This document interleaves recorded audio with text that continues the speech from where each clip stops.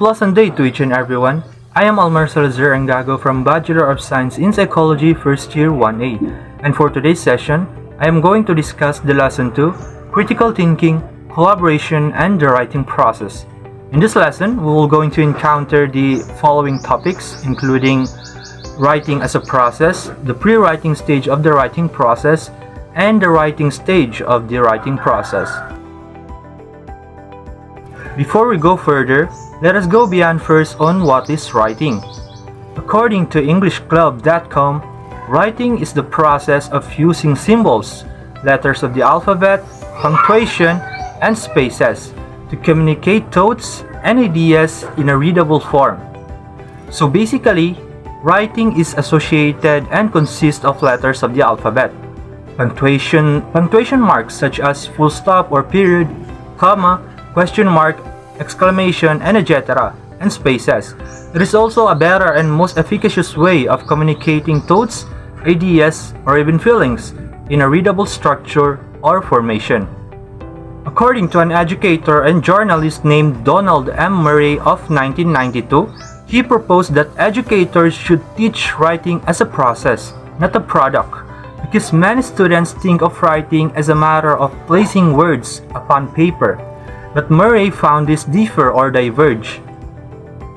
He proposed that writing consists of more than just drafting a paper, but rather as 3 stages that Murray calls the pre-writing stage, writing, and the rewriting stage. According to Olson of 1999, he agreed to the idea of Murray that the conception of writing as a process has very important implications, that writing is first and foremost a social activity, that the act of writing can be a means of learning and discovery. This was according to Olson of 1999. Olson of 1999 was trying to tell us that when students learn writing as a process, they are more involved in the process of learning about the subject, other people's ideas, and their own writing. While working on the latter part, or the closing part of their essay or their writing, they become aware that they are actually collaborating on the construction of new ideas and knowledge that is part of an ongoing scholarly or professional and educated conversation. Now that you already know that writing must be a process, this next topic were one of the said process, the pre-writing stage of the writing process. The pre-writing stage of the writing process has the following components, including choosing a topic and limiting it, asking research questions and establishing the significance of one's research, composing a thesis statement, preparing a writing outline, and doing research, and also finding credible sources. The pre-writing stage was defined as everything that takes place before the first draft. This was according to Murray of 1972. So before you write your entire essay, you must undergo or consider first the pre-writing stage in order to become aware, prepared, and knowledgeable about your chosen topic. So before you choose your topic in a documented essay, you must consider first doing brainstorming exercises and preliminary research to select or before you choose a topic. Brainstorming is the process in which you list as many ideas as you can, and you think or undergo critical thinking without censoring, or examining and questioning those ideas, because you are still on the pre-writing stage and you keep seeking for ideas in order to construct a more efficient topic. And you need to conduct a preliminary research as well. This is to prove the truthfulness of the ideas, gather evidence, filling gaps in knowledge, and answer things that are unusual. Once a topic has been chosen, this should be limited based on the type of written output required. It means when you're going to choose a topic, it should be specific, not general. Because if you are specific in choosing a topic, you are focused on a more specific area of study. This is also to avoid burden on your part as a writer. and to lessen the size of things you have to tackle, as well as to avoid bewilderment and uncertainty on your audience. For example, a general topic would be like this: the tingi-tingi system. But if you are an efficient writer, your topic must not be in general, but in a more specific topic. It would be like this: the cultural significance of the tingi-tingi system in the 21st century. Now that you already choose a specific topic to be discussed in your documented essay, the next helpful stage is to barrage the specific topic with questions to come up with the essay's main research question. So in this part of the pre-writing stage, we're going to ask a lot of questions to your or our specific topic to find out our main research question. Asking questions such as what, who, when, and where will be more helpful in figuring out the background of your study. For example, what does the tingi-tingi system mean? What is the nature of tingi-tingi system? Who exactly practices this? When did this practice begin? Where is this practice? In what context? As you observe, the 4 W's will be helpful in finding or figuring out the background of your study or your topic, and this would be more helpful in constructing your main research question. Questions that ask how and why are more likely to invite a deeper research and lead to more interesting answers. For example, why is tingi-tingi system a prevalent practice in the Philippines? How did it develop? How was it practiced in the past? How is it practiced today? As you observe, those questions will enable the writer to think outside the box and conduct a more deeper research to help figure out the main research question. The case is, if you already got the answers to those questions, the last and tougher question will be the so what question. By asking this so what question, the finding of your main research question would be quite easy. What makes my research socially or culturally significant? Based on the so what question, you are looking for the significance of your study or your research, culturally or socially. So your main research question would be like this: why is the continued use of the tingi-tingi system in 21st century Philippines significant? The reason why we get our main research question is for us to compose our thesis statement. It is vital for this next step. The thesis statement is the explicit statement of what will be the paper's central idea, point, or argument. That is the main assertion that will be supported by the entire essay. It means, kaya tayo gagawa ng thesis statement dahil dito lang iikot ang entire essay mo. It is also essentially the tentative answer to the research question. So basically, the thesis statement is one of the important or significant step in pre-writing stage because it expresses the purpose or main point of your essay. No? Before we can make or produce our thesis statement, we should put first our research question. Research question: why is the continued use of the tingi-tingi system in 21st century Philippines significant? So your thesis statement will serve as the tentative answer to your research question. It should be like this.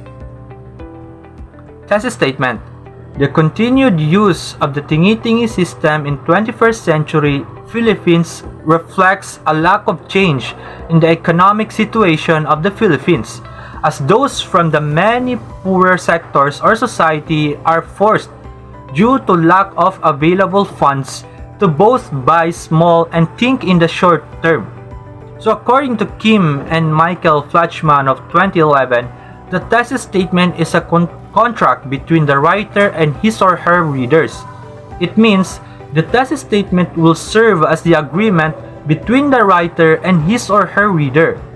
A writer must deliver on the promise made by the thesis statement.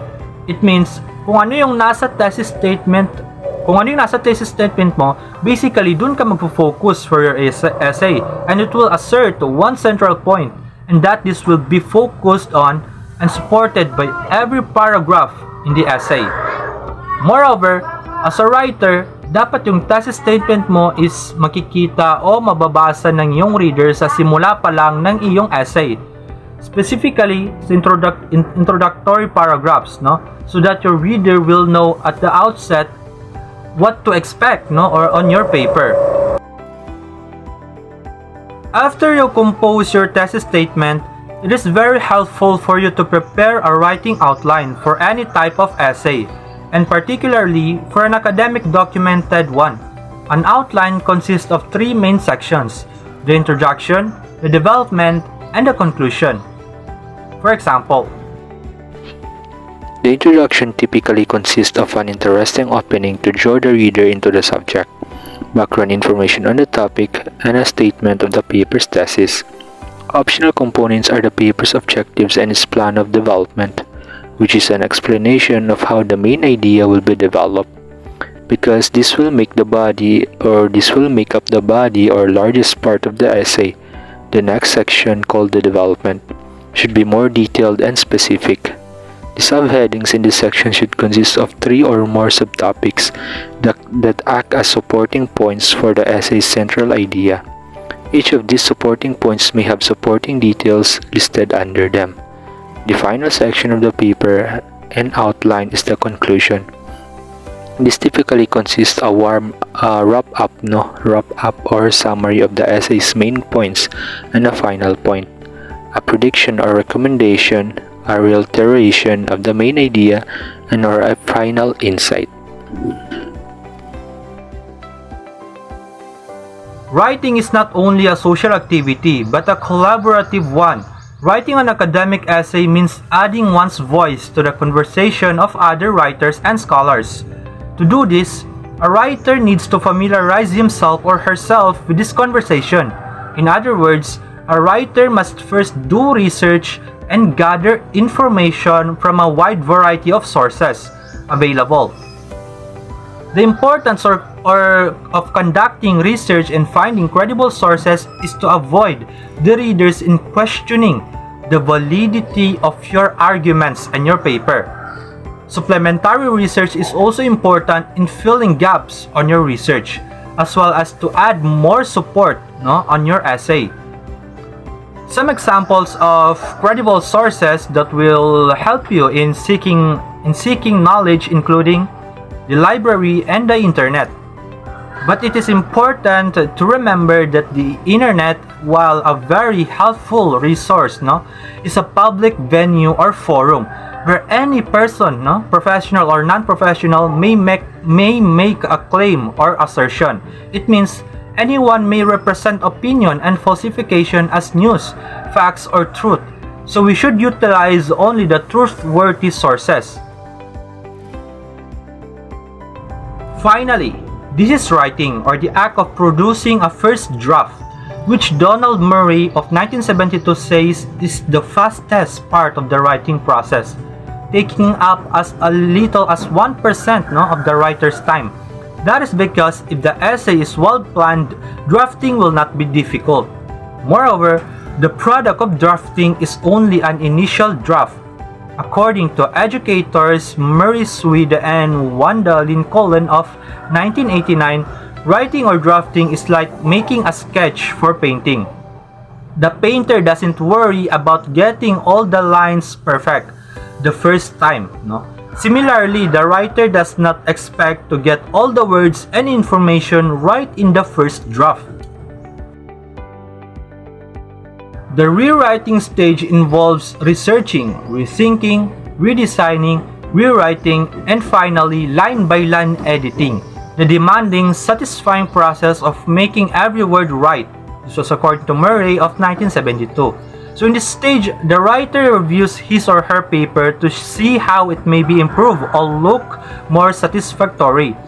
In many writing classes, the rewriting stage becomes collaborative, not just when the instructor gives the student writer feedback, but also when students read one another essays and comment comment on this in a workshop or pre-review session.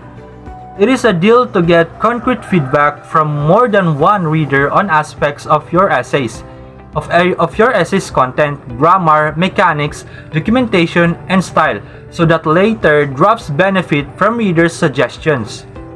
As conclusion, I know that various students, including myself, can take writing as a process, but what we do is we simply put words and submit it to our instructors. Yes, we definitely did that. But if you want to become a better writer someday, following every stage of this writing process would not be difficult, no? For you, and you take it as more entertaining to do. I hope that you will learn various lessons and proficiencies in our discussion for today. That's all, and thanks for watching.